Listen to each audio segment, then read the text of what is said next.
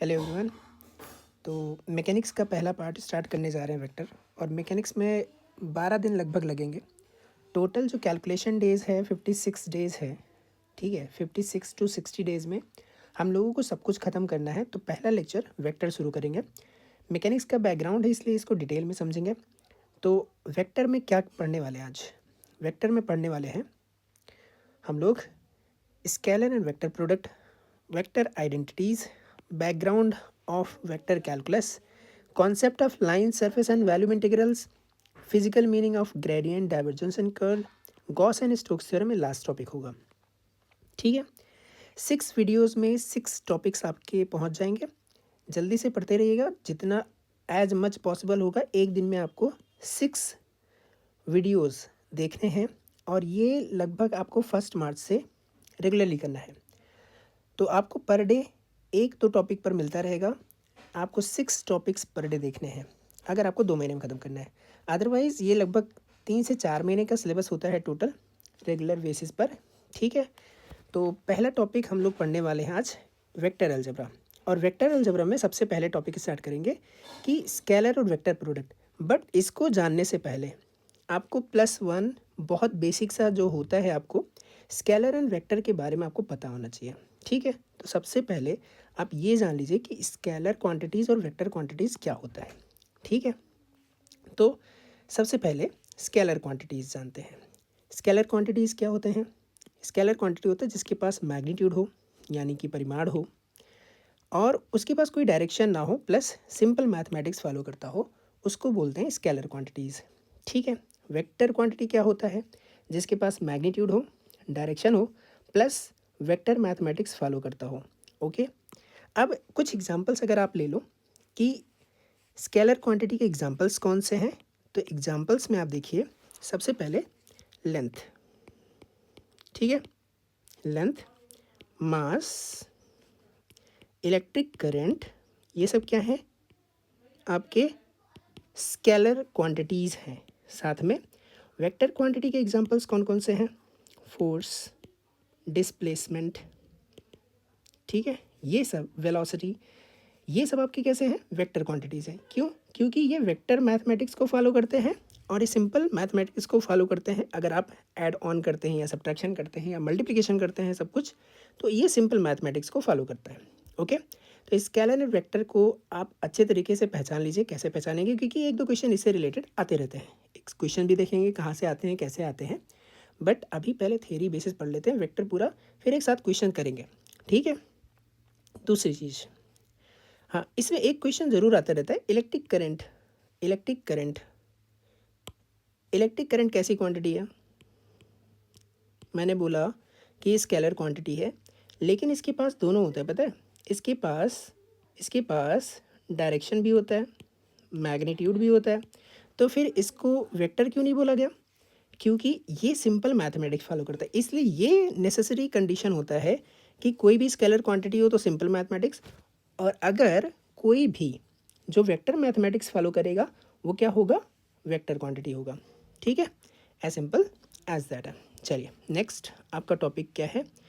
तो वेक्टर के प्रोडक्ट्स पढ़ने के पहले हमको सिंपल एडिशन आपको पता होना चाहिए। दो वेक्टर का एडिशन कैसे होता है उसके लिए मैंने पहले से थोड़ा सा प्रिपेयर कर रखा है ताकि आपका समय बच जाए। तो मान लेते हैं कि एक वेक्टर आपके पास क्या है? वेक्टर ए है, ये ब्लैक कलर में, वेक्टर बी ऐसे है, उनके बीच का जो एंगल है वो थीटा एंगल है। ठीक है, इन दोनों का रिजल्टेंट क्या है? वेक्टर आर है। तो वेक्टर आर का मैग्नीट्यूड क्या होगा? वेक्टर आर का मैग्नीट्यूड होगा a² + b² + 2ab cos theta का स्क्वायर रूट। और ये जो हमारे पास वेक्टर का रिजल्टेंट है, ये वेक्टर ए से कितना एंगल बना रहा है? अल्फा एंगल बना रहा है। तो tan अल्फा कितना वैल्यू देगा? b sin theta divided by a + b cos theta होगा। ठीक है, क्या होगा? tan alpha = b sin theta plus divided by a + b cos theta. Okay, तो ये एडिशन आपको आना चाहिए। अच्छा, वेक्टर का एडिशन कैसे करते हैं? डायरेक्टली करते हैं। देखिए, हमारे पास 3 एक्सिस होते हैं, आई कैप, जे कैप, के कैप में। तो किसी भी वेक्टर को रिप्रेजेंट कैसे करते हैं? सिंपल सी ये बात समझिए।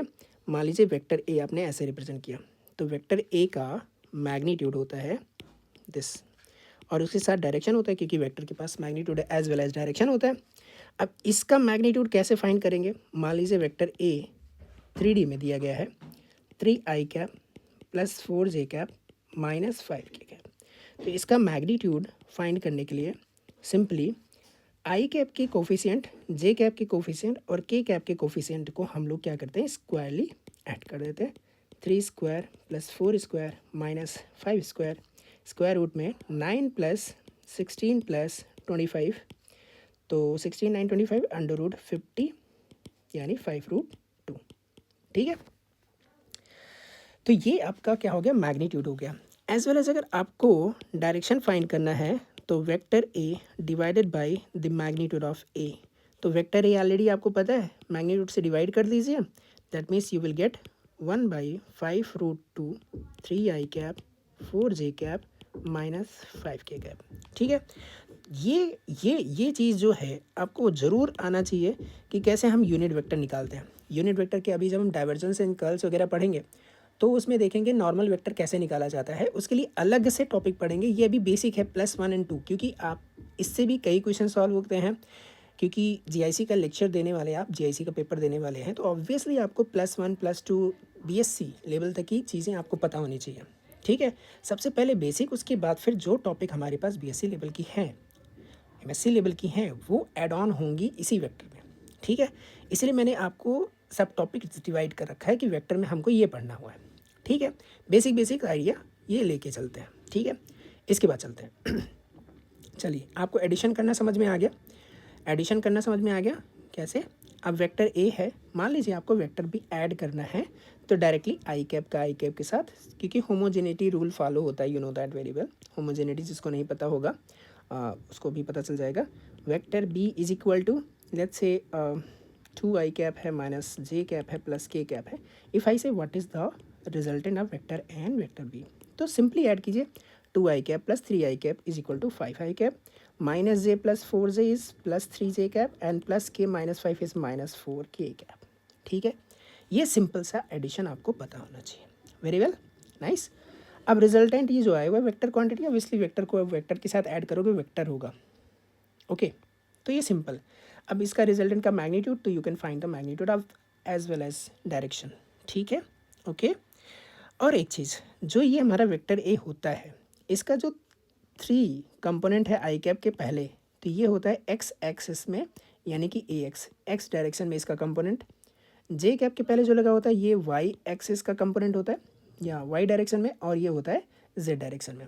ठीक है, तो कभी आपसे पूछे वेक्टर ए का एक्स कंपोनेंट क्या है, तो हम कहेंगे 3, वाई कंपोनेंट क्या है 4, जेड कंपोनेंट क्या है -5। ठीक है, ये बातें आपको बेसिक से, क्योंकि बहुत डिटेल में नहीं चर्चा करेंगे, बेसिक चीज़ें क्लास 11 12 सब पढ़ के आए हुए हैं तो ऑब्वियसली हम लोग क्या करने वाले हैं, ये सब चीज़ें बहुत ध्यान से देखते रहेंगे। ठीक है, अभी थोड़ा सा लेवल 0 से लेवल 1 पहुँचेगा, लेवल 1 से थोड़ा लेवल 2 पे पहुँच जाएगा ऑटोमेटिकली। ठीक है, बस देखते जाइएगा। ओके, नेक्स्ट टॉपिक हम पढ़ने वाले हैं स्केलर प्रोडक्ट। आपको एडिशन समझ में आ गया है, तो प्रोडक्ट आप पढ़ोगे। तो प्रोडक्ट में सबसे पहले क्या है, डॉट प्रोडक्ट होता है, जिसको हम स्केलर प्रोडक्ट भी कहते हैं। इसका रिजल्टेंट, क्योंकि स्केलर क्वांटिटी आती है, इसके लिए इसके ऊपर कोई भी वेक्टर एरो नहीं लगा। वेक्टर ए, वेक्टर बी का मैग्नीट्यूड, वेक्टर ए का magnitude and cos component of this one. ठीक है, ओके ओके। सपोज दैट इससे पहले मैंने आपको वेक्टर ए और वेक्टर बी का एग्जांपल लिया था, सिंपली उसी को अगर हम लोग क्या कर दें, प्रोडक्ट करें, वेक्टर बी और ए का क्या कर दें, डॉट प्रोडक्ट। तो चलिए देख लेते हैं कि अगर हमारे पास वेक्टर ए है, तो vector A is equal to क्या दिया गया, 3i cap 4j cap minus 5 cap. Vector B कितना है, 2i cap minus J cap plus K cap. अब what I say, dot product क्या होगा, डॉट प्रोडक्ट आप ए बी कॉस थीटा भी निकाल सकते हैं, बट डायरेक्टली डॉट प्रोडक्ट निकाल सकते हो अगर वेक्टर क्वांटिटी में दिया गया। तो इसके लिए डॉट प्रोडक्ट निकालने के लिए सिंपली आई कैप का आई कैप के साथ, जे कैप का जे कैप के साथ, के कैप का के कैप के साथ है। अब क्योंकि ये सब पहले से पढ़ चुके हैं, तो हमको पहले यूनिट वेक्टर का डॉट प्रोडक्ट आना चाहिए। अब डॉट प्रोडक्ट यूनिट वेक्टर का पहले से आपको पता है, बट फिर भी मैं आपको बता देता हूँ कि आई डॉट आई का मल्टीप्लिकेशन कितना होगा। देखिए यहाँ पे ए का मैग्नीट्यूड है, तो आई का मैग्नीट्यूड 1 होगा, देन अगेन आई का मैग्नीट्यूड 1 होगा, इनके बीच का एंगल 0 होगा, तो 1, तो आंसर कितना आया 1। Similarly J dot J is equal to 1 is equal to K dot K, ठीक है। लेकिन अगर मान लीजिए कि ये आई डॉट जे करते हैं तो इनके बीच का angle 90 degree, so answer is 0, आई जे के एंड के डॉट आई, ठीक है। तो ये भी आप ध्यान में रखेंगे, ओके। चलिए इसका डॉट प्रोडक्ट करें तो सिंपली आई के साथ जे जीरो हो जाएगा, के जीरो हो जाएगा। तो सिमिलर क्वांटिटीज़ का ही मल्टीप्लिकेशन करना है, तो आई कैप का आई कैप के साथ, जे कैप का जे कैप के साथ, के कैप का के कैप के साथ मल्टीप्लाई कर दीजिए सिंपली। 3 2 जा 6 साइन के साथ रहेगा, यहाँ पे 1 है तो 4 इंटू -1 इज -4 प्लस -5, आंसर कितना है -3। So here is the answer -3। अब ए और बी के बीच का कभी angle they they, suppose that आपको दिया जाए, इसके दूसरे टाइप के एग्जांपल्स जो हैं, अगर मान लीजिए क्वेश्चन ऐसे दे दे कि if the magnitude of A is 3, the magnitude of B is 4 and the angle between them is 60 degree, what is the answer is, then A dot B is equal to magnitude of A B and cos 60। So cos 60 का value कितना होगा, 1/2 होता है, ठीक है। तो 3 4 ज़ा 12 into 1/2 is equal to 6, so 6 unit ये आपका आंसर होगा, ठीक है। तो ये 2 टाइप्स के क्वेश्चंस आपके बनते हैं डॉट प्रोडक्ट से। आई थिंक ईजी है, इट्स ईजी पीजी, तो आप लोग आराम से करें इसको। देन आफ्टर वेक्टर प्रोडक्ट आते हैं। अब वेक्टर प्रोडक्ट में आप देखिए ए क्रॉस बी क्या होगा, रिजल्टेंट वेक्टर आपका ये है, आपको पता होना चाहिए वेक्टर प्रोडक्ट, ओके।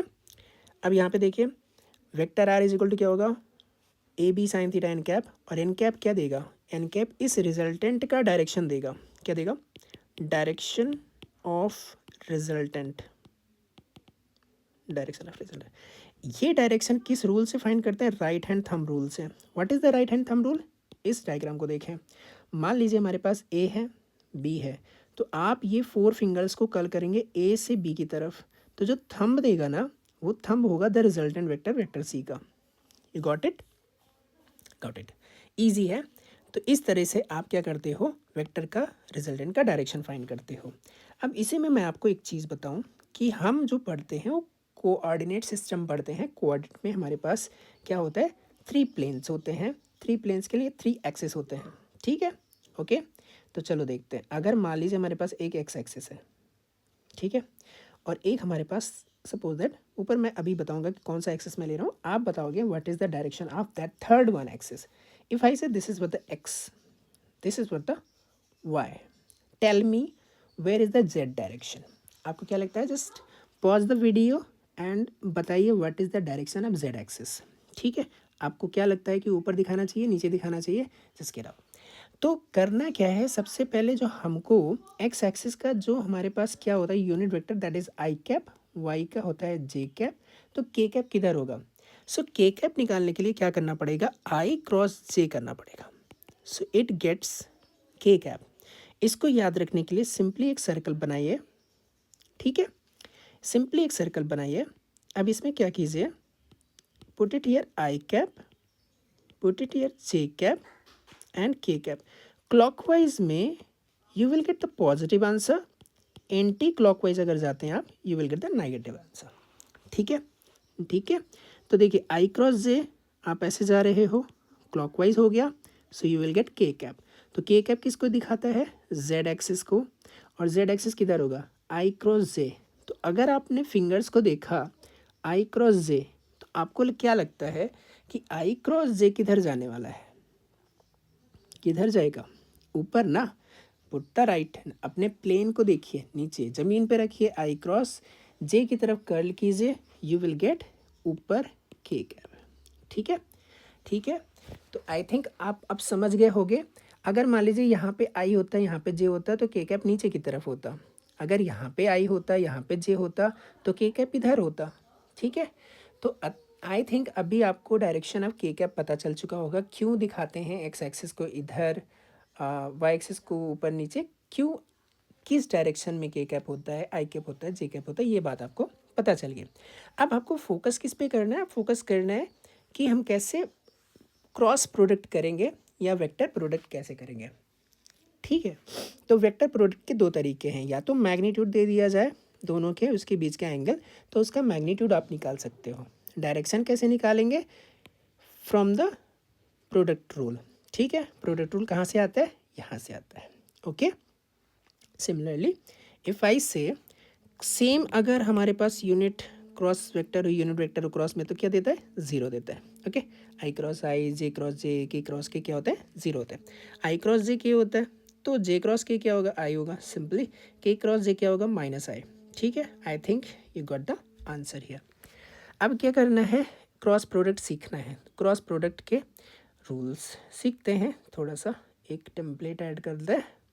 चलिए क्रॉस प्रोडक्ट सीखने के लिए वही सेम एग्जांपल ले लेते हैं, 3 4 5, ठीक है। Simple, vector A is equal to 3i cap, ठीक है। देन आफ्टर क्या आएगा, plus 4j cap minus 5k cap. Vector B का क्या आंसर है, चलिए मैं कुछ अलग ले लेता हूँ, I cap, J cap and plus K cap, ठीक है। सो ए क्रॉस बी कैसे फाइंड करेंगे, डिटर्मिनेंट रूल से। So put the I cap, J cap and K cap. और पहले आपने ए लिखा है तो ए के आप क्या करोगे, कंपोनेंट्स लिखोगे, X component, Y component, Z component. Now B के 1 1 1, ठीक है। सबसे पहले जब भी इसको ओपन करने के लिए तो साइन प्लस माइनस प्लस लिखते हैं, ये मैथमेटिक्स है, you can get it from anywhere. आपको बता दूंगा यहाँ पे -1 की पावर n रो और कॉलम के हिसाब से होता है, m प्लस n से, इसीलिए रूल्स निकल के आते हैं, ठीक है, फर्स्ट मेंबर सेकंड मेंबर से। तो you can get it the answer कि माइनस क्यों लिया गया, ठीक है। चलिए तो अभी करते हैं इसको हम लोग क्या कर ले, चलिए देखिए, आई कैप का अगर हमको प्रोडक्ट निकालना है तो आई कैप यहाँ रहने दीजिए। क्रॉस प्रोडक्ट कैसे होता है, ऊपर से नीचे फिर नीचे से ऊपर, यहाँ पे हम लोग मल्टीप्लाई करते हैं, देन माइनस दिस वन, ठीक है। तो 4 into 1 4 minus 1 into -5 is -5, so यहाँ पे प्लस हो जाएगा, then minus J cap, again 3 and 1 को मल्टीप्लाई करेंगे, 3 1 into -5 5 and plus K is equal to क्या होगा, 3 इंटू 1 -4, 3 -4 एक्जैक्टली, तो यहाँ पे आएगा 9 I cap minus 8 J cap minus K cap. So this is the resultant vector of A cross B. I think आपको समझ में आ गया है, ठीक है। तो क्रॉस प्रोडक्ट भी आपको अच्छे तरीके से समझ में आ गया, हाउ टू कैलकुलेट, ओके। चलिए अब आगे काम करते हैं। जो इन दोनों पढ़ाने का, इन दोनों टॉपिक पढ़ाने का एक मेन मकसद था कि आपको डॉट प्रोडक्ट आता है ना, तो कंपोनेंट अलोंग एनी वेक्टर निकाल सकते हैं, यानी projection of one vector on another vector, ठीक है, ठीक है। ज़रूरी होगा क्योंकि अभी क्वेश्चंस जैसे जैसे बढ़ते जाएंगे वैसे टिपिकली लेवल या लेवल बढ़ता जाएगा। तो आप देखिए, पहले मान लीजिए हमारे पास एक वेक्टर है, ठीक है, वेक्टर है और वेक्टर का डायरेक्शन अभी ऐसे ले रखा है, this is the vector A, ठीक है। और एक वेक्टर सपोज दैट हमारे पास है vector B, okay, vector B. If I say first question जो बनेगा, find projection of vector A on vector B. अब इसके दो क्वेश्चन पूछते हैं, स्केलर फॉर्म में बताना है आपको, सेकंड आपको बताना है वेक्टर फॉर्म में, ठीक है, स्केलर फॉर्म में वेक्टर फॉर्म में बताना है। तो projection of A and B, suppose that the angle between them is theta. जब भी किसी भी वेक्टर के ऊपर प्रोजेक्शन निकालना है तो आपको उस वेक्टर की तरफ क्या करना है, परपेंडिकुलर लाइन ड्रॉ कर देना है। प्रोजेक्शन मतलब जस्ट लेट द लाइट, मतलब आप टॉर्च जलाइए इसके परपेंडिकुलर, ठीक है। तो ये जो कंपोनेंट आपको मिल रहा है, दिस कंपोनेंट, ठीक है, एंड दिस कंपोनेंट सेज, ठीक है, यही होगा projection of A on B. क्या हो गया, ए का प्रोजेक्शन बी में। तो अगर आप इस ट्रायंगल को ध्यान से देखोगे तो ये राइट एंगल ट्रायंगल है, ये हाइपोटेनस बनेगा, और हाइपोटेनस का बेस कंपोनेंट क्या होता है भैया, A cos theta, okay. So scalar form क्या हो गया, स्केलर फॉर्म हो गया A cos theta, right. Vector form क्या बनेगा, वेक्टर फॉर्म बनेगा magnitude and the direction along B, तो डायरेक्शन किसका लेंगे, बी का, सो बी हो गया। तो सिंपल कैलकुलेशन आप देखिए ए कॉस थीटा कैसे कैलकुलेट करोगे, if you know the A and B, ठीक है, तो you know that vector A dot vector B is equal to A B cos theta. बहुत अभी मैं बता रहा हूँ, आप सिर्फ और सिर्फ इसका थ्योरी समझिए, फार्मूला रटने की ज़रूरत नहीं है, फार्मूला वैसे बुक्स में गिवन होते हैं, but I am not saying to mug the formula, आप मत रटिए फार्मूला, सिर्फ आप समझिए। आपको निकालना क्या है, ए कॉस थीटा, तो आप ए कॉस थीटा यहाँ कहाँ से निकालोगे, vector A dot vector B divided by B. So that means आपको कभी भी कंपोनेंट अलॉन्ग बी निकालना है तो क्या करना पड़ेगा, ए कॉस थीटा या vector A dot vector B निकालना है, होल्ड ऑन, ठीक है, vector A dot vector B निकालना है, डिवाइडेड बी करना है। So this is the formula, but मैं फार्मूला रटने के लिए कह ही नहीं रहा हूँ, मैं तो कह रहा हूँ ए कॉस थीटा क्या होता है कि projection of A on B होता है। Now the direction B cap, अगर आप इसको ऐड ऑन करोगे इसी में बी कैप, तो देखिए कैसे कॉम्प्लिकेटेड सा फार्मूला बन के आता है। सी ए कॉस थीटा यानी कि vector A dot vector B divided by B, और बी कैप क्या होता है, बी कैप क्या होता है, vector B divided by the magnitude of P, ठीक है, ठीक है। तो ये मल्टीप्लाई है, इसके लिए डॉट प्रोडक्ट मत कीजिएगा, जस्ट मल्टीप्लाई है, okay. So now you have to do the dot product and multiply this one और बी स्क्वायर। सो अब ये सोचो, ये कॉम्प्लिकेटेड सेट आप क्या करोगे, फार्मूला रटना है क्या, नहीं रटना है, बस इसको याद रखना है और हो गया अपना, ठीक है। उल्टा पूछ ले, प्रोजेक्शन अब बी ऑन ए पूछ दे, तो आपको क्या करना है, आपको करना कि इसको बढ़ाइए, इस पे क्या कर दीजिए, परपेंडिकुलर ड्रॉ कीजिए, this this this component is vector B along A, तो इसका जो प्रोजेक्शन का आंसर आता है बी कॉस थीटा। अगर आपको बी कॉस थीटा निकालना है ना, तो कैसे निकलेगा, बी कॉस थीटा बस ए से डिवाइड करना है, that means vector A dot vector B divided by, that's it, हो गया। ए के अलोंग निकालना है, वेक्टर फॉर्म में लिखना है, ए कैप लगा दीजिए, समझ गए ना। इट्स ईजी, मैथमेटिक्स में भी काम आता है, जो मैथ्स पढ़ रहे हैं, ठीक है, ये नीट में भी काम आता है, किसी भी कंपटीशन एग्जाम में भी काम आता रहता है, तो ये सब चीज़ें आती हैं, अगर आपको थ्योरेटिकली समझ में आता है तो आपके लिए ईजी पीजी होगा, ठीक है। चलिए ये समझ में आ गया, प्रोजेक्शन समझ में आ गया, ठीक है। नेक्स्ट टॉपिक कर लेते हैं, वेक्टर आइडेंटिटीज़। वेक्टर आइडेंटिटीज़, अब जो वेक्टर आइडेंटिटीज़ है ना, ये ट्रिपल प्रोडक्ट, और जो हमने अभी तक पढ़ा हुआ है कि सपोज दैट आप दो प्रोडक्ट्स हैं या थ्री प्रोडक्ट्स हैं, उनका रूल्स क्या है, उनकी आइडेंटिटी मतलब क्या होता है। जैसे आपने क्या बचपन में पढ़ा हुआ, ए प्लस बी का whole square is equal to A square plus B square plus two A B cos theta, these are the identities, किसी भी रूल्स पर वो सारी चीज़ें फॉलो हों, उसी को आइडेंटिटीज़ बोलते हैं, ठीक है।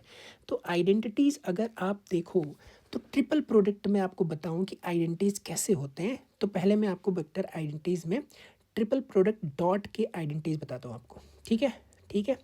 तो सबसे पहले A dot B cross C, important रहेगा, ये बात याद रखिएगा, is equal to vector B dot C cross A is equal to vector C dot A cross B के बराबर होगा, राइट। पहली आइडेंटिटीज आप डॉट प्रोडक्ट का देखिए, ठीक है, ठीक है। और कैसे निकालेंगे इसकी value, how you will find the value of this one, मैं इसको भी बता देता हूँ। Vector A dot vector B cross C is equal to होता है determinant of A1 A2 A3 B1 B2 B3 C1 C2 and C3। Now see determinant यानी कि अब ऑब्वियस रीज़न है यहाँ पे डिटरमिनेंट लगानेंगे, ठीक है, डिटरमिनेंट लगा, आप कैसे भी कर लें। A1 क्या है, वेक्टर ए का कंपोनेंट्स है, B1 B2 B3 क्या है, वेक्टर बी है, वेक्टर C1 का कंपोनेंट क्या है, C1 C2 C3। I think आप ये इजीली समझ सकते हो, ठीक है, ठीक है।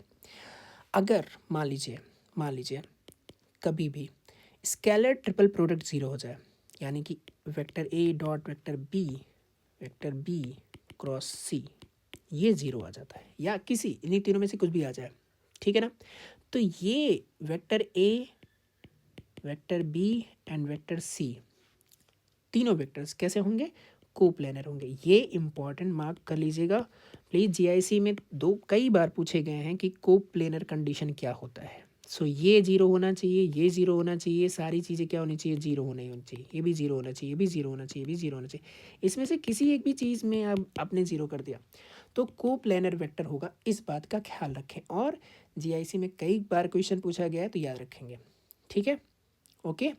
इसके साथ साथ एक चीज़ और नोट करेंगे, अगर मान लीजिए if any two vectors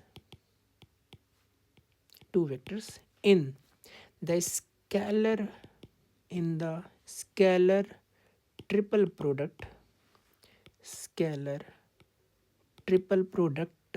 are equal, ठीक है, then its value will be 0। समझ गए?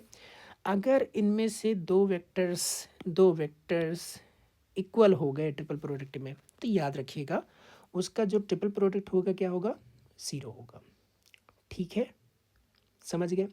तो कोप्लेनर कंडीशन याद रखेंगे।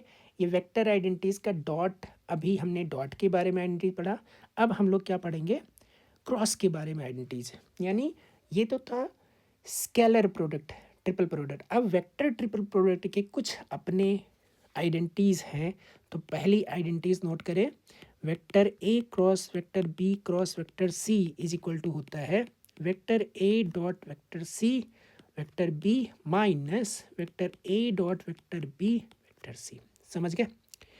इसको लैग्रेंजेस फार्मूला भी बोलते हैं इसको बोलते हैं लैग्रेंजेस फार्मूला। हालांकि प्योर मैथमेटिक्स में आ जाएंगे, हमको बेसिक जानना है मैथमेटिक्स में, जो कि अप्लाई कर सकते हैं फिजिक्स में, वेक्टर मॉडल्स में। वेक्टर अभी क्वेश्चन जब करेंगे तो दूसरा आप इसकी आइडेंटिटी देखिए, vector A vector B cross vector C plus vector B cross vector C cross vector A plus vector C cross vector A. क्या लग रहा है, साइक्लिक लग रहा है ना, इज इक्वल टू 0 होता है। A B C A C A B, क्या लग रहा है, साइक्लिक क्रॉस प्रोडक्ट का सभी का समेशन क्या होता है, 0 होता है। इसको कहते हैं जैकोबी आइडेंटिटी। नाम भी याद रखिए, ठीक है, जैकोबी आइडेंटिटी। तीसरा and final, vector A B का cross product vector C is equal to होता है vector A cross vector B cross vector C minus vector B cross vector A cross vector C. ठीक है, ठीक है, okay okay. एक और last पढ़ लेते हैं तो इतना पढ़ने के बाद अब देखिए, डेल ऑपरेटर पढ़ेंगे बाद में, इसीलिए मैं अभी नहीं बताना चाह रहा था, पर डेल ऑपरेटर क्योंकि इसी में आइडेंटिटी आता है, तो del operator cross is equal to del operator with dot product minus of del operator A cross. Okay, इसको हम बाद में डिटेल में पढ़ लेंगे क्योंकि मुझे डेल ऑपरेटर पढ़ना है। अगले टॉपिक यही रहेगा, डेल ऑपरेटर। तो ये हमने आज जो टॉपिक पढ़ा हुआ है, ये 2 टॉपिक पूरे तरीके से, तो हमने जो जो कहा था वो चीज़ें पढ़ रखी है। तो यहाँ से ध्यान से देख लीजिए हमने कौन से टॉपिक कवर कर रखे हैं, scalar and vector product, vector entities, ये 2 टॉपिक। और क्योंकि स्टार्टिंग जब भी होता है तो आपको बहुत बैकग्राउंड से बताना पड़ता है, इसीलिए मैंने आपको बहुत डिटेल में थोड़ा सा बता दिया है, इतना बताना नहीं है, पर फिर भी ये 2 टॉपिक कवर हो चुके हैं। Background of vector calculus, concept of line surface, physical meaning, gradient and divergence and curve, Gauss Stokes theorem में पढ़ना बाकी रह गया। तो अगले एक वीडियो में सारी एक्सप्लेनेशन मिल जाएंगे। 2 वीडियो आपके अलजेब्रा के लिए बहुत है, एनफ है। थैंक यू सो मच, मिलते हैं नेक्स्ट वीडियो में।